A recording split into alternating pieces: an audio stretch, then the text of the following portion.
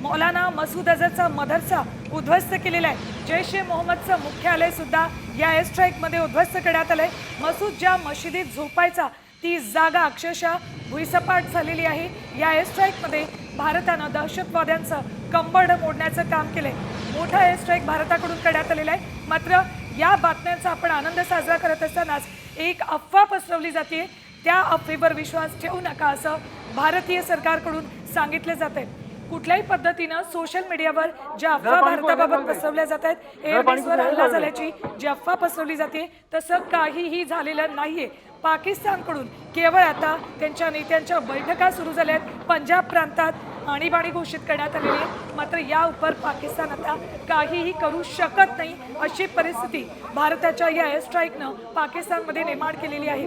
पाकिस्तानमध्ये ज्यावेळेला air strike केला त्यावेळेचे दृश्य मध्यरात्री 1:30च्या सुमाराला दहशतवाद्यांचं कंबरड मोडण्याचं काम भारतीय लष्करानं केलेलं आहे। भारतानं या माध्यमातून जगाला एक मोठा संदेश देण्याचं काम केलेलं आहे। दहशतवादी ज्या पद्धतीनं सतत भारतामध्ये कुरापती करत होते, भारतीय पहलगाममध्ये ज्या पद्धतीनं हल्ला केला त्यामध्ये निष्पापांना मारण्यात आलं, त्यानंतर भारतानं आता चोख प्रत्युत्तर द्यायला हवं अशी प्रतिक्रिया प्रत्येक भारतीयाकडून व्यक्त केली जात होती। आणि त्यानंतर भारतीय लष्करानं हा हल्ला केलेला आहे आणि जगाला एक संदेश दिलेला आहे।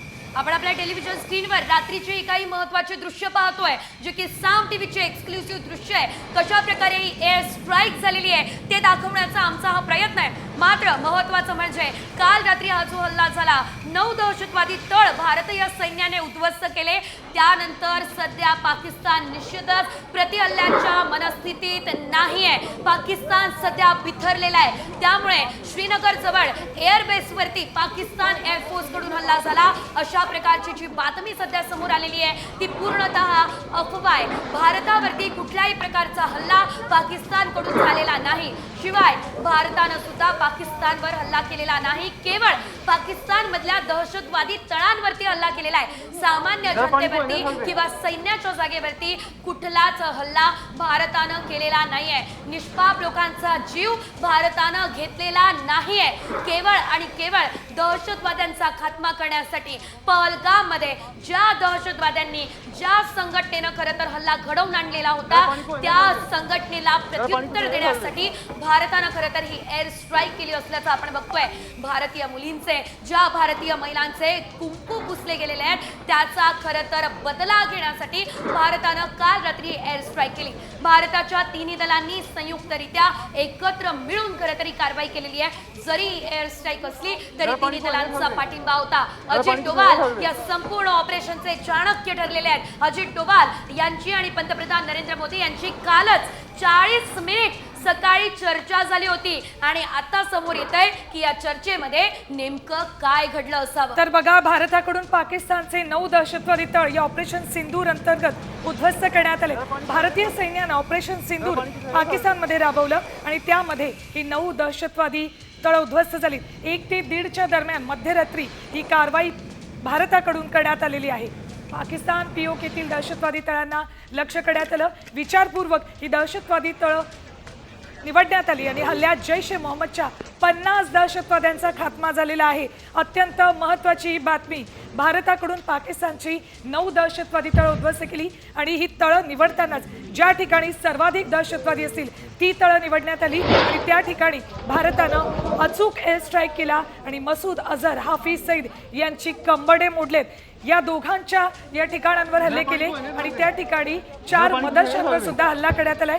दहशतवादी मसूद अझरचे 4 मदरशे आणि ज्या मदरशात तो झोपायचा तोही उद्ध्वस्त करण्यात आलेला आहे। भारतानं जो एअर स्ट्राईक केला त्यात पीओके मधील 5 आणि पाकिस्तानातील 4 अशा एकूण 9 दहशतवादी तळ उद्ध्वस्त केली आहेत। दहशतवाद्यांचं कंबरड मोडले। बहावलपूरमध्ये जैश ए मोहम्मदचं मुख्यालय होतं, 4 मदरसे होते ते उद्ध्वस्त करण्यात आलेत।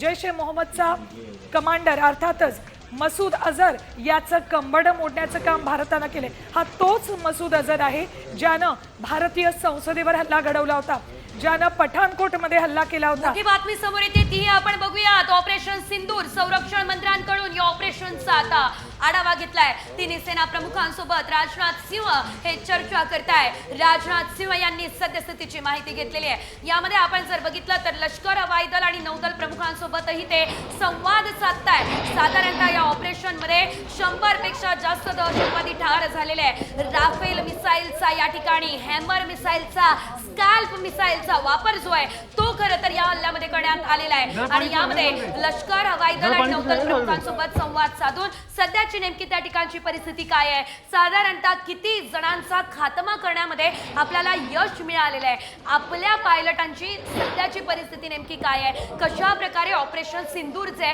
ते यशस्वी ठरलं या संदर्भात माहिती संरक्षण मंत्री घेतील। आणखी एक मोठी बातमी ती भारतासमोर पाकिस्तानचं चीनी HQ-9 हे फेल केलेलं आहे। चीनचं हे HQ-9 क्षेपणास्त्र फेल गेलंय। भारताच्या लष्करी सामर्थ्यासमोर पाकिस्तान पुन्हा एकदा अपयशी ठरलेले। पाकिस्तानचं हवाई संरक्षण क्षेपणास्त्र पाडली आहेत। भारतानं मध्यरात्री जो एअर स्ट्राईक केला त्यामध्ये चीनी HQ-9 मिसाईल हे पूर्णतः फेल गेलेलं आहे। पाकिस्तान ज्या चीनच्या आश्रयाला नेहमी जातं